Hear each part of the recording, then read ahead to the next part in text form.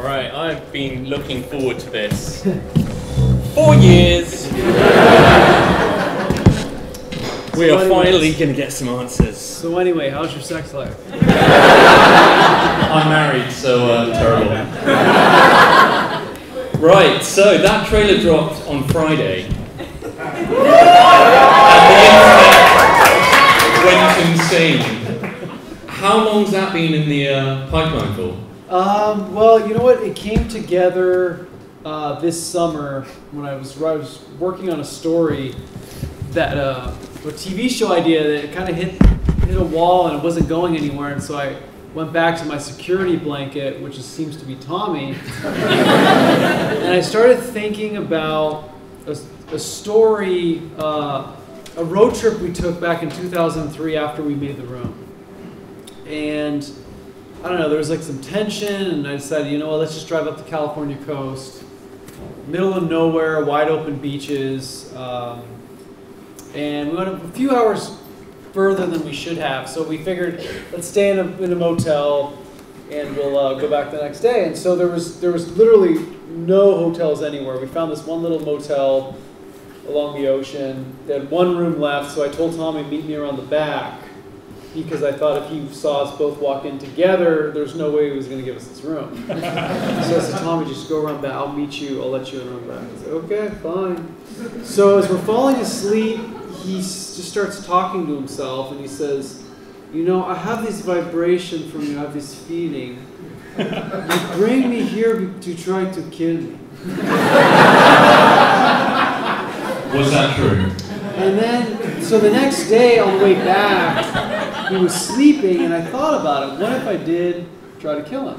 There was his keys, there was everything there that I could just take and go back to his house or whatever and find out everything about him. And at that point, I didn't really know anything, so it was like, I started to kind of fantasize about what that would be like and what would happen. And so I started writing this story, and it evolved from that, and it just got weirder and weirder and crazier. And when I finished it, I sent it to a few people at Sony or whatever, and a few other directors, photographers, and they loved the story. And then I thought, well, if we do make this thing, the only person that could play that role would be Tommy. But there's no way in hell he'd want to do it. And so literally that night, I get a text from him out of the blue, I didn't talk to him that much, that said, why don't you take a risk and make something? And it's like, this here we go again. It's that destiny thing that always kind of shows up. So I told him, hey, I got some interest in the story, and I think you might be good for the role. And it just came together. I didn't really tell anybody or say anything because, you know, I didn't know with Tommy that maybe at the last minute he wouldn't show up or whatever. But it ended up coming together, and he was great. And we still have some more to shoot, but yeah. So you wrote the script? Yeah. How did Tommy feel about that? Because I've interviewed people like Gregory Hatanaka, who directed Samurai Cop 2, which Tommy was in.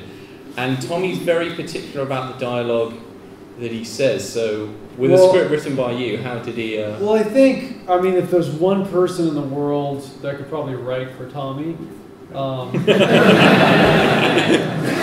know, I know about as well as I know myself, so it's a role that, because what I think where Tommy's at his best is when he's serious, when he's really trying to like capture something or be something, and I haven't seen that in any other film that he's done. And so that's what I really wanted this role for him to be. I wanted finally for him to be in a role that he fits and that he could take seriously. And when we shot it, he added some nice texture to it. Like, he brought back the Tommy that I really liked, like the high dog. He wasn't scripted. It was just there. And it was like we're in the middle of the street shooting a scene with a hearse, and we have this huge like monster hearse, and everybody's watching. And I'm standing in the middle of the street. I'm saying, "Come up, drive up." And he's like yelling, and then he comes up with that line, "You can't trust me? Come on, guy." And it's just so I started to see those moments come back, and it was a lot more enjoyable this time around. So is it going to be a dark comedy? I mean, you're standing there holding a sign saying, "Need dollars because family's being killed by ninjas." Yeah, no, it's taken totally seriously. I mean, there's some quirkiness to it, but what? You know, I think that's the thing with Tommy's character. It's really like it's a trip. Like there's not a moment in the story where it's just you're able to sit still and like take it in. It's just there's nonstop things happening, but it's meant to be taken seriously. And you've still got some more to film. Yeah. So probably later next month. Yeah. And then when are you hoping to get it out? Probably later next year. I'm kind of shooting for like a Halloween release. So in about a year's time. Yeah, maybe sooner, just to see how it goes. And then the masterpiece is going to be coming out probably like April or May of next year. Yeah. So give it a few months after that. Okay. So from the latest, let's go all the way back now to your first film role. So Retro Puppet Master. Yeah. And also a small role in Patch Adams. Very small role. Tell us about that. Tell us about working with Robin Williams. Yeah, Patch Adams. I was living in San Francisco at the time. There was an agency that cast background, so I got chosen as like family of whoever. I don't know whoever I was supposed to play, and so I showed up on set, and I got to meet Robin Williams, who kind of, brought me up to speed of what was going on, and I was a total idiot because he used to do like local, because he's from San Francisco, which is where I'm from. He would do like comedy sketches and come up with these different characters, and so I called him out by one of the name of these characters, and he looked at me like, what? Like it just didn't work at all. And then I made another big mistake that day because I was really excited because in one of the shots I was like the main featured person, so I thought, wow, I'm like a real actor. And so I was like really excited, and I look over and there's another guy standing there, and I'm like, oh cool, are you an extra too? Are you from San Francisco? And he looks up at me and just like looks down like, stay away from me. I was like, wow, okay, big time extra. And it happened to be Philip Seymour Hoffman. I just remember, God, that guy, what a dick. And then Boogie Nights, Big Lebowski, I was like, I got it, okay. Yeah, so that was like the first time I felt like I was an actor, and I was working with the director who had done Ace Ventura, a really nice guy, his name's Tom Shadyac. So that kind of gave me a boost to keep going. And I think a few months after that, I had gotten close to getting a supporting role in a movie called Wildflowers that had a few big actors in it at the time. And when I didn't get that, I was just about ready to give up. It was a Monday morning, and I found out that I wasn't going to get the part. And the acting class was that night, and I wasn't going to go because I figured I'd worked all this time to finally get a role to get me somewhere, and I didn't get it, and I was just about ready to give up. And then the only reason I went to class that night was because I wanted to watch the crazy pirate man in our acting class perform. And that's the only reason I went to class, and that was the night I asked him to do a scene together. So had I gotten the role in that other movie, which went nowhere, I mean, out of everything that came out, I probably would have never gotten anything. Isn't that weird how that works? Well, let's talk about the crazy pirate man. Because in your book, you're amazingly frank about the relationship between you two, which sometimes borders on the abusive, the way he kind of almost bullies you about your girlfriend, says she's not right for you, or there's that, you write about where you're sleeping and he's just standing there in your doorway, watching you. That's weird. Yeah, you know what, that's the thing, when you know Tommy, it's just, you kind of just accept those things because you know they're harmless. It's a different way of operating. I mean, like I said, a guy who sings Aladdin in the shower, you can't really be scared of. So when he came to you and he said, Greg, I'm going to make this film, I want you to be the line producer, what were your first thoughts? Well, initially he wanted me to play Mark, and I just wasn't in a place where I was going to do that. But I did agree to help him to bring the movie together. And that was kind of fun because during the castings, you'd have these people walk in who would just be in shock at like, Tommy's there, and he just puts him in front of the camera, and he's like, you just won $1 million. And they're like, huh? Cut, don't ask questions. And then he's like, your sister just became lesbian. And so the audition process was crazy, but shockingly enough, the movie came together, and it was gonna start filming like the next day. And so that night we went out to dinner, and we were driving back to my apartment, and it was like within a mile, and he's like, look, you have to do this movie. If you don't, it'll be the biggest mistake you've ever made. And he kept convincing me and pushing. He's like, I'll get you a new car. Like, what is it? And I was like, look, I'm keeping my jeans on throughout the movie. Like, that's not going to change. And so he agreed to that. And was that in your contract? Yeah. And so I don't know. When he said that, I figured, what did I have to lose at that point? I was going to be on set every day. No one's going to see this movie. I figured, I'll suffer through it. Okay, so one of the big legends around the room is that it cost 10 million, but no one knows where the money came from. Now, some say that the money came from Tommy's quite profitable fashion, Street Fashion USA. There are stories that he sold jeans to North Korea. There's the other story where he was romancing a very an old acting teacher of his. Can you shed any light on where this money came from? From what I know, I believe it was a lot of jeans. To North Korea? Street fashions. I don't know about North Korea. I think he had a few stores in San Francisco, and then he told me that he had just sold a building before, which he used to finance the movie. So, all these years later, it's just kind of a, this windy road that I can't really find out exactly what happened. But I know it's real estate and jeans, and not necessarily in that order. So how long was the shoot in the end? Because it ranges from 7 months to 9 months. I think it was on and off for about 6 months. And you weren't the first Mark. No. What happened to that guy, the original Mark, after Mark Dean? Well, so supposedly Tommy wasn't crazy about him because he didn't like the way he performed in the love scenes. Performance is an issue. I didn't really do much better, but yeah, and so there's a little bit of friction there, and I think it was because he always saw me as Mark, and so anything else was second best. Okay. How lucky am I, right? So what happened was, it's such a nutty story, but one of the things I told him is I can't play Mark because you already have a guy playing Mark.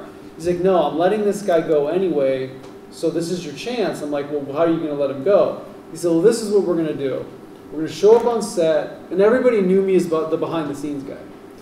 So we're going to show up on set, and we're going to say the producers want to see you in front of the camera maybe for a future project. So you're going to be doing scenes as Mark as well. And what we're going to do is we're shooting on 2 cameras at the same time. Film so the film and HD. So what we're going to do is when you're shooting your scenes as Mark, we're going to roll film. And when he's shooting, you're going to roll digital, which we can delete it. It doesn't cost anything. And I was like, you're going to shoot the entire movie with 2 people. One of them's really doing it. And the other and you're a producer at this point. You're a producer. Are you wearing a producer hat? I just thought, like, there's no way this could work. And so we show up on set, and right off the bat, they're like, Greg's going to be doing scenes as Mark, and they're like, cool, all right. And so I'm doing the Chris R scene and yelling with a gun. It felt so stupid and wrong, but I took it the first day before someone started leaking around the set that film wasn't rolling on the other Mark, and Tommy's like, yep, it's time, unfortunately you have to go. I think the guy was relieved. Truthfully, I think he was relieved. So then you've got the entire shoot going on, and by all accounts it's tumultuous. People are getting fired, the crew are walking out, everything's getting in place, and Tommy is in complete control. And while he's criticising other actors, there are stories that his acting is also holding up production. There's that infamous story that you tell, the most famous scene where he comes up to the roof and he goes, I did not hit her, I did not. Throws the water bottle down, goes, oh hi Mark. That took 32 takes. Let's talk about that. He had to get it just right. And apparently at some point cue cards were needed for his lines. That happened a few times, yeah. Was it the pressure? She was very much in the moment, so he had a lot of things going on. He was directing. He was, you know, God knows what else. And for you, for Mark, your character gets very angry when high. Which is really bizarre, right? I mean, this is San Francisco. Weed is abundant. Why does Tommy think people flip out and try and throw people off roofs? I have no idea. And then the other thing about Mark is he's an adult. So why does he have to go to the rooftop like a 10-year-old with a weed stash? You know? Actually, it's on the rooftop. One of my favourite scenes is where I think we see a small glimpse into your mindset, and I think it's after you've told Tommy the story of how this girl was beat up, and you stand, and then you kind of look at it and you kind of give this slight head shake of, I can't believe that's what I just said. Yeah. And that made it into the film. Yeah, you stand up and you just kind of go... I mean, I literally did that on purpose, almost to like the imaginary person that I thought would be watching this movie, and that ends up in the film. Tommy's notoriously private, but in the room there's that bit where he's talking about how he, his character first came to the country, and it seems by then he suddenly switches into an autobiographical mode, and that's actually all very true. And also his relationship with Lisa seems to be based on clearly some woman who broke his heart. How much of the room is based on Tommy's real experiences? I'd say most of it is. And I think that's why we respond to it, because you can tell there's something there that this person's just, it's like a cry out for help in a way. Did you ever meet the real Lisa? I never did. So the film wraps. There is a premiere. The first time you see the film, what's your reaction? Well, I had seen the film before that because I had dailies and a rough cut, and so I brought it home and showed it to my family. Sex scenes and all?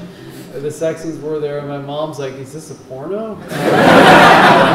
But they had no idea what I was working on to that point, and so I just sat them down. It was like 9 o'clock at night, and my dad, I've never seen him laugh so hard. He stayed up till 1 a.m. and it was like my dad just wanted more. It was like, and my mom just said, "Oh, this is so bad."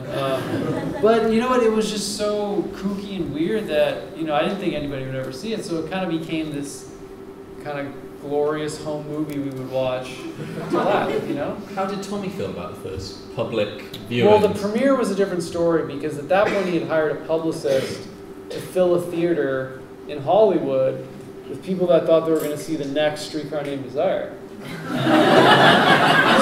they had no idea what they were doing. And so they all sat in the theater, and as soon as the logo came on, there was laughter. And I just said, "Oh, shit." Now it was starting to become awkward for me because I'd enjoyed it with family, and I'd like the shock value when you show friends. Like, they're like, "Who the fuck is this guy?" But now it was like more in a professional environment, so that's when it kind of got uncomfortable. So I just took off and went into the lobby because I knew when those sex scenes were going to come, I could not sit there and watch it. And so I saw people start walking out like, "This is terrible." And then these two guys were talking to each other, and I overheard one of them say, "I'll never get hard again."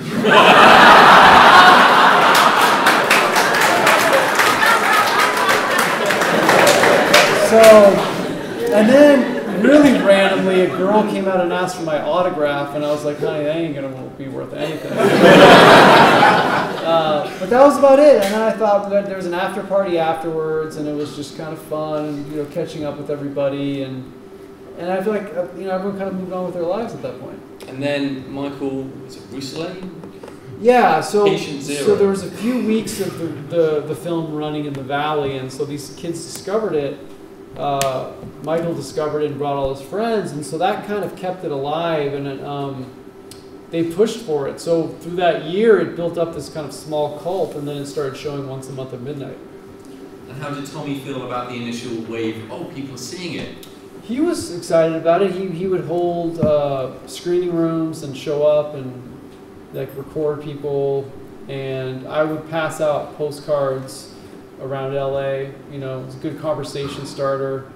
I remember one time I met a girl, and I went up and gave her the postcard to start a conversation, and we start talking, and then I get a phone call later that night. She's like, "I watched the trailer for your movie. It's shit."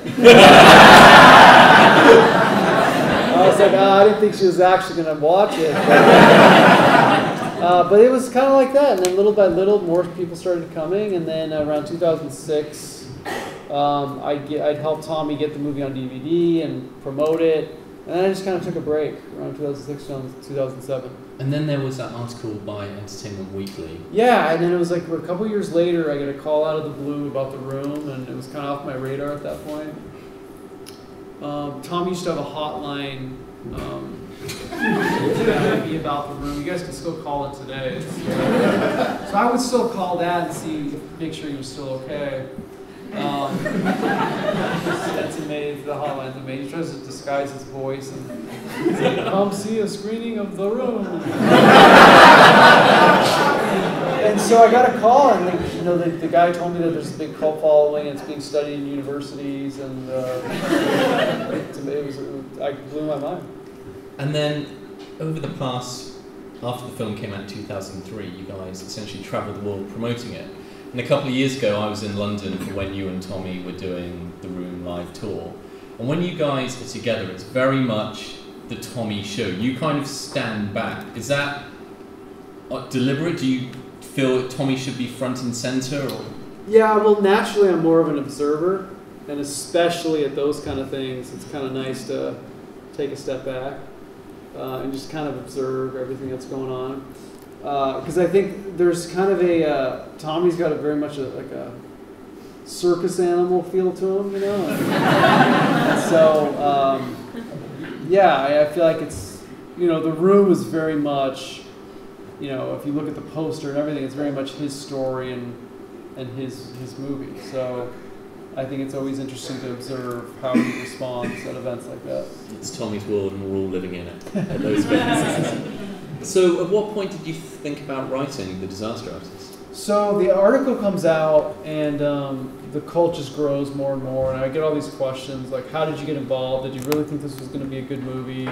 What was the audition like? And I was just thinking, people knew the story, that we knew each other 4 years earlier, that we met in an acting class, and that The Room in a lot of ways is kind of the culmination of this weird friendship.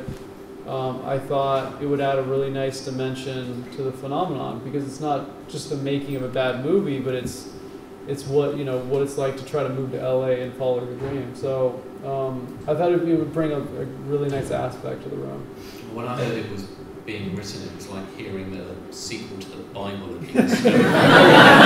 the secrets to all of life's mysteries are going to be in this, and it did not let me down. I mean, you described Tommy's background, but you admit certain details clearly out of respect for your friendship with him, but you're not afraid to prod him. Like, you describe him as looking like a henchman in a Jean-Claude Van Damme film who gets kicked to the face just to show that JCVD means business. I mean, how does he feel about the whole book? You know what, he said I did an excellent job, and I know that he loves a lot of the friendship aspects, and to him, that I still remembered all those moments verbatim, I'm sure is very meaningful to him as well. I know the stuff he didn't like, for example, that I hinted that he kind of dyes his hair was something he didn't like. And then also just the stuff about the making of The Room that don't paint the film as a brilliant movie, because I think he sees it as a good movie. So. Does he? I only ask because in recent years he's rebranded it as a dark comedy, which is clearly not the Tennessee Williams. Yeah, but he still hangs on that it's a serious film. Okay. Dark comedy is the furthest he's willing to go. And how did he feel about your descriptions of his private life or his character or his looks? Because he describes it as, when it comes to the book, that he supports you 50%. Yeah, it was 40, and then now it's up to 50. I interviewed. He was the first person I told that I was going to do a book, and so I interviewed him about his past and the things he'd gone through. So a lot of that stuff in there is just exactly what he told me, stuff that he would stand by, and anything else that I discovered or found, if it didn't come from him, it wasn't worth putting in the book. And recently there's been this documentary, Room Full of Spoons, that apparently goes into Tommy's background, and he has come down hard on any festival that tries to show it. Were you interviewed for that? Do you know anything about what's going on with that? Yeah, I wasn't interviewed for it. I know that he's very particular about what gets out, and I know for the book, while there's certain things he didn't like about it, he still fully supported me and showed up to my book launch. We even did book events together, and so I think he's just really private about how far someone goes on about his past and what they say about his character, and so I don't think he's really too happy about it. And The Room is now 13 years old. Looking back at it, I mean, you clearly haven't aged since 2003. Firstly, that's obscene. How dare you?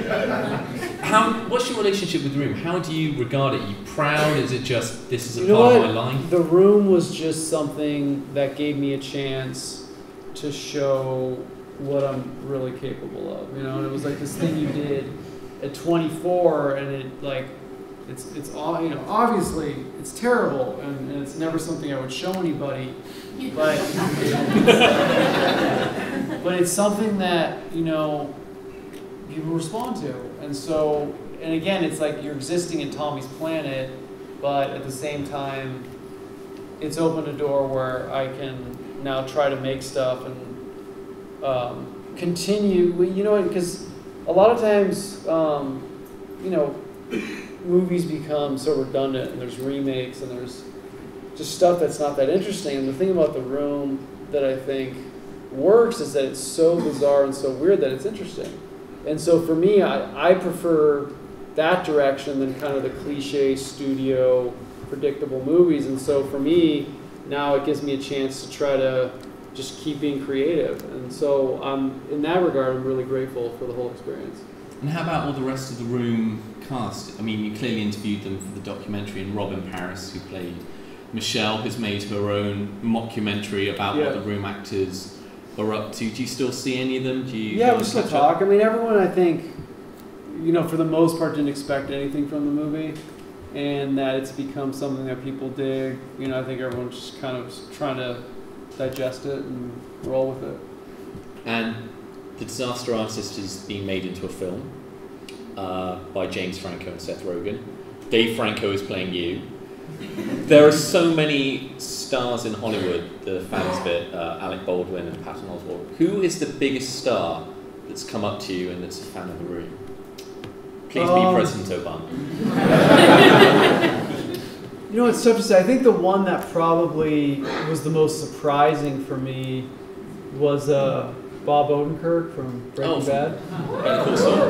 Better Call Saul. Yeah, he's in The Masterpiece as well, the movie as well. He plays an acting coach. And I was on set that day, and of course, and also Bryan Cranston's in it as well. And Sharon Stone. You've got so many people in this film. Yeah, it's so random. But yeah. So I was on set, and I was gonna tell something to James about something that maybe Tommy would do, and I feel this tap on the back of my shoulder, and it was Bob Odenkirk who wanted to tell me how much he enjoyed the book. And I remember just thinking at that point, man, this has just gone too far.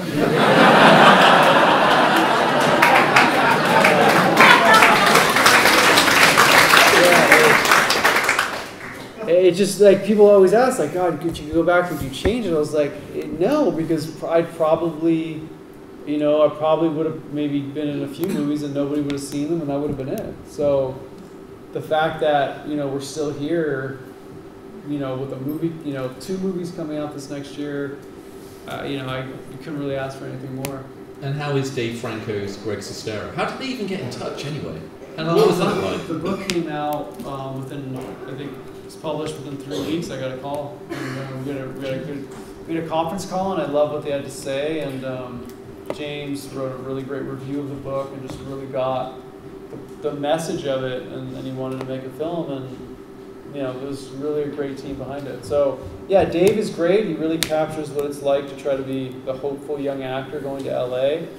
And James is Tommy. I mean, that's because I got a chance to see the film, and I was like watching Tommy on film. It was unbelievable, like how detailed he was with his performance. So I really think he deserves to win multiple awards for it. I interviewed Tommy in February, and he said he was giving James lots of tips. And he also mentioned he's got a cameo in the film. I assume you're also going to appear in the film? Yeah, I don't know if they're going to end up in the final cut, but I'm pretty sure you're going to end up. I think the most important thing is obviously that it's a good movie. That's all I care about. And the cut that I saw was terrific. So. And that's going to come out in April? I think they're shooting for like April or May, maybe. Yeah. Okay. Well, I think it's about time to probably open up some questions to the audience. So who's got some questions for Greg? Yeah. Greg, do you want to pick your first? Yeah, I can't. I'll just point because I can't see. So. Hand there. Hi. So basically, I was wondering about a bit in the book where you talked about Tommy's past in the character of Pierre. I was just, I know you touched on it a little bit, but how did you find out those things about him? He's quite close to that. They were just through interviews that I'd done with him over the course of the time I was writing the book. A bulk of it came with kind of the kind of dramatic stuff that happened in France was the first interview I did with him. And then a lot of the San Francisco stuff came over time when we were in San Francisco. So I really tried to tell the story in exactly his words because it's kind of what I've been faced with to try to kind of decipher it. So I wanted to give you guys a chance to just try to decipher it the same way I had to. Anyone else? Yeah. What does your mum think of Tommy now? She thinks he's great. I mean, I showed her the trailer for the new movie, and she said, "Wow, Tommy is great. He's amazing." What happened 20 years ago when I shouldn't go anywhere with him? So it just goes to show you shouldn't always listen to your parents. Do your parents ever show their friends the room? Go check out what Greg's done. My mom showed a few people, and I was like, "Why in the hell would you do that?" Of course they're going to say it sucks, right? But next question. Yes. What exactly is Tommy's accent? Where is he from? I think it's just a mix of a bunch of different things, like a little bit Eastern European, a little bit of French, a little bit of the tapes, It's really the most unique accent. And it's also like the most likable in a way. Like I love to hear certain words be pronounced, and like there's a state in the U.S. called Arkansas, and he calls it Arkansas. Just those kind of things I just adore. So. Anyone else? Yes. Did Tommy ever offer any real reason why there were so many scenes where you just played football for no reason?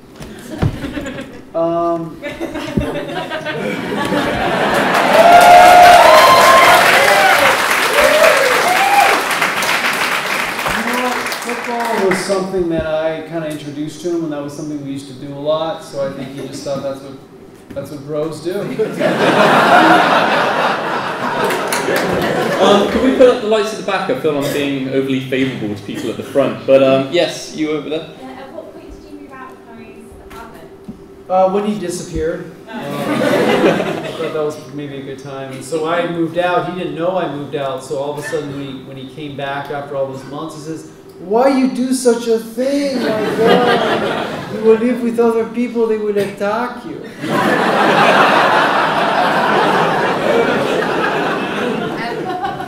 There are like a lot of big stars in the masterpiece, and I wondered if they'd seen The Room before, and if not, what was their first response to the film?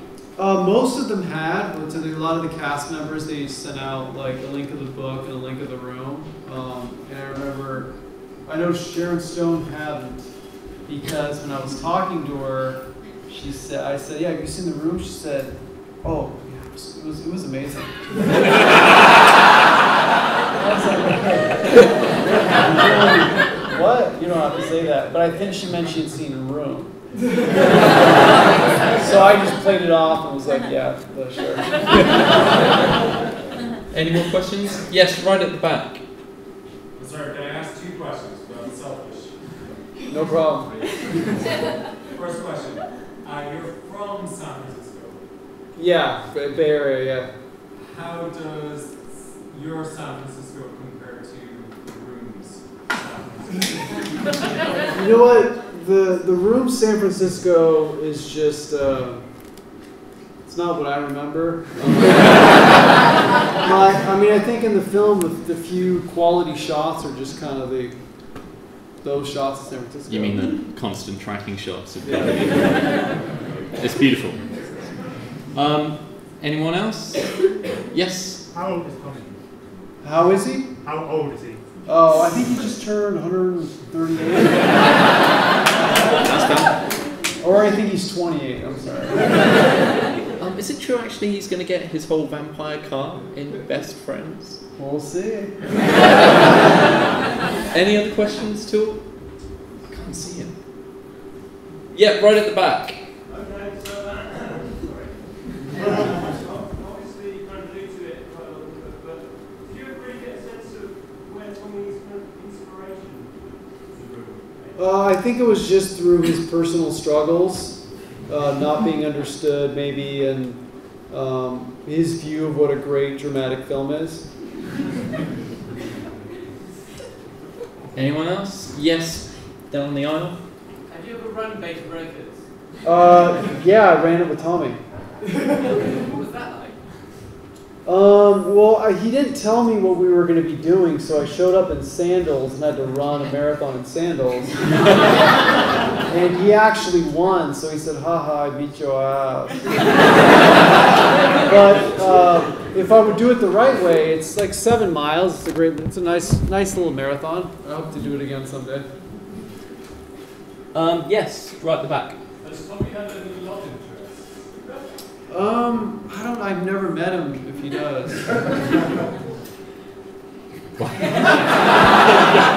Yes, I'm a reader. Do you still hang out with Tommy much? Yeah, I mean, well, we spent quite a bit of time working on this new movie. And when it's good, it's great. I mean, we highly entertaining and very funny, and we'll play basketball till 2 a.m. and so it's still it's like a roller coaster, it just keeps going. Yes, right at the back. So, clearly you and Tommy are close, and for half of your reading these things are critical in your book. But how does he feel about what comes out from other people that are casting through in the movie? What is his opinion on them? Oh, you mean on the other people that made the movie? Yeah, their comments like we saw in the video earlier. Like Danielle and... Yeah, I think he's just kind of distant, He's just very much about continuing the room and showing up. He doesn't really think too much about connecting with them, I mean, not that he doesn't like them, it's just he's kind of doing his own thing. Yes, just over there. Yeah. It's like, okay.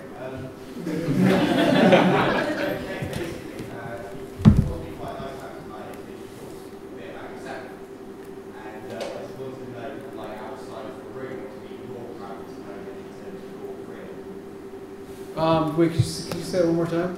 So like outside of the room, what's been your proudest moment? Outside of the room, yeah, definitely my proudest moment. You know what? I would probably have to say the book. Because that was finally a chance that I had where I had full creative control over something, and I could actually work on something that I believed in. So, yeah, I'd probably say the book. Yes, right at the back. Considering how terrible the music is, what kind of music does Tommy like? I don't think he loves R&B at all.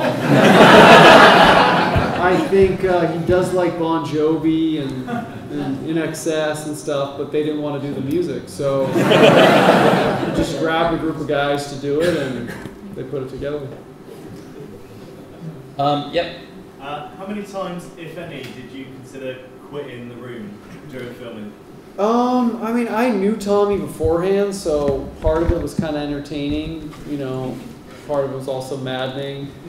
You know, probably towards the very, very end, I had kind of had enough, but, you know, I figured, I knew he wanted to make a film, and I was just going to try to do everything I could to help him finish it. But it's taken 13 years to try again, so. I think we've got time for a couple more questions to make sure they're good. You, sir? So you've moved from acting to writing a book to screenwriting. What do you want to do next? I think I just probably want to put it all together. You know, be able to write and then also act and stuff. I wasn't originally planning to act in this new screenplay, but Tommy said he wouldn't do it unless I was in it opposite him. So I was like, all right, let's do it. Yeah, I think just writing's great because you can do it anywhere. You don't have to worry about much. But yeah, you know what? If this movie goes really well, who knows? Tommy and I could become a franchise. I'm totally up for that. I think one more question. Yes. Did you ever play the computer game, and did you ever get to meet the guys who made the game? Yeah, I did. I thanked them as soon as I played it because I thought if you could come up with a video game around the room, your IQ must be like 250. And so they came to a show that I did in Philadelphia, and it was an honor. I mean, those guys came up with something that was brilliant. I mean, I played that game, and I didn't find all the spoons, but I thought it was a great time. Well, I think that's going to be it. I've just got one more question to ask you. Greg, you're an American. Yeah. On November 8th, there's going to be an election. People, please. There is one quote I've seen that sums it up perfectly, and that is, Trump is Tommy Wiseau, the election is the room, and we are all Greg Sestero. How do you feel about that? I think the right decision will be made, and we're all going to be just fine. So. From your lips. Guys, thank you so much for coming tonight. Greg's going to be